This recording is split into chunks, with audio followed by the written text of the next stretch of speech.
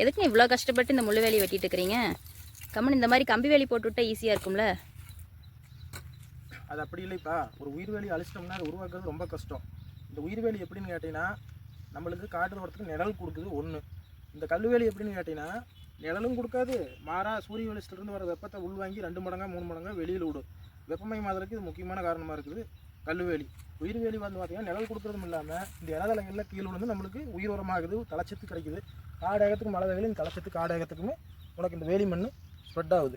பார்த்திங்கன்னா அந்த காலத்தில் வேலிக்கல் மண் எடுத்து செடியெல்லாம் வைப்பாங்க. ஏன்னு கேட்டிங்கன்னா இந்த வேலிக்கல் மண் வந்து அவ்வளோ ஒரு வளமான மண்.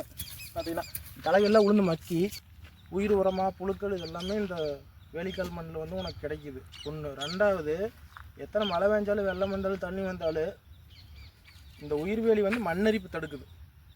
எப்படின்னு பார்த்தீங்கன்னா இந்த உயிர்வேலிக்கிட்டு இருக்கிற மண்ணெல்லாம் எந்த காலத்துக்கு எத்தனை மழை வெள்ளத்துக்கும் பேர் இந்த ஹைட்லேயே இருக்குது. இதே கல்லுவேலி மண் உனக்கு மண்ணரிப்பு பண்ணதை நான் காட்டுறேன். இருக்கிற மண்ணெல்லாம் பூரா அரிச்சிக்கிட்டு மலையில் போய் கல்வெளி சாயார நிலைமையிலும் இருக்கிற இடமும் இருக்குது. பார்த்தீங்கன்னா தெரியும் இந்த இடத்துல இந்த கல்வெளி கீழே வரைக்கும் எப்படி மண்ணரிப்பு ஏற்பட்டுருக்குதுங்க. அப்படியே இங்கே வாங்க, அப்படியே இங்கே பார்த்தீங்கன்னா இந்த நெட்டுக்கு மண்ணரிப்பு அப்படியே மண் அரிச்சு கல்லே சாஞ்சிருச்சுங்க. இதுக்கு பேர் தாங்க ரியலாக, அதாவது ரியல் டைமில் மண்ணரிப்பு எப்போ வைக்கணும்னு பார்க்கணும் விருப்பம் பார்த்துங்க. மண் அரிச்சு கல்லே சாஞ்சிருச்சு பாருங்க. இதே உயிர்வேலியாக இருந்தால் இது நடந்திருக்காதுங்க. சரி, இப்போ பாருங்கள் இந்த உயிர்வேலி எப்படி மண்ணரிப்பு தடுத்துருக்குதுங்கிறதையும் காட்டுறோம் பாருங்கள். அதில் ஒரு வேலிங்க, இது நீங்கள் உள்ளே பார்த்தீங்கன்னா தெரியும் இது எந்த அளவுக்கு அந்த மண் வந்து அரிப்பு வந்து இந்த மழை தண்ணினால் ஏற்பட்டிருக்குது. அதை வேலி எப்படி தாங்கி பிடிச்சிருக்குதுங்கிறது பார்த்தீங்கன்னாவே தெரியும் பாருங்க. அது மட்டும் இல்லாமல் இந்த உயிர்வேலி வந்து பார்த்திங்கன்னா பல உயிர்களுக்கு இயற்கை அரணாக இருக்குது. எடுத்துக்காட்டுக்கு எடுத்துக்கிட்டிங்கன்னா செம்பூத்து அதிகமாக பறக்க முடியாத ஒரு பறவை. அது இந்த உயிர்வேலியில் ரொம்ப குஞ்சம் இருக்கும்போது பறந்து விலகி வாழ்கிறதுக்கான எதுவான இடம். பல கிலோமீட்டர் தூரத்துக்கு இந்த உயிர்வேலி தான் வந்து அந்த பறவைகளை கொண்டு போய் ட்ராவல் பண்ணி போய் அது ஒரு வாழ்வாதாரமாக இந்த உயிர்வேலி தான் இருக்குது. செம்பூத்து மட்டும் இல்லை, ஏகப்பட்ட உயிரினங்கள் சொல்லலாம், அடிக்கிட்டே போகலாம்.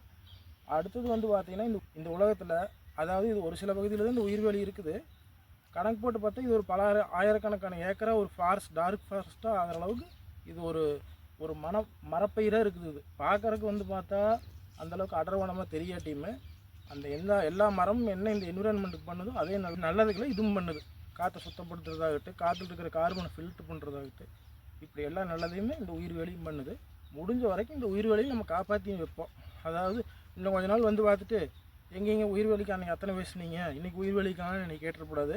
ஏன்னா இன்றைக்கி விவசாயிகளோட நிலைமை இந்த உயிர்வேலி காப்பாற்ற முடியாத அளவுக்கு ஆள் பற்றாக்குறை, சம்பள உயர்வு, ஏகப்பட்ட தடை இருக்குது.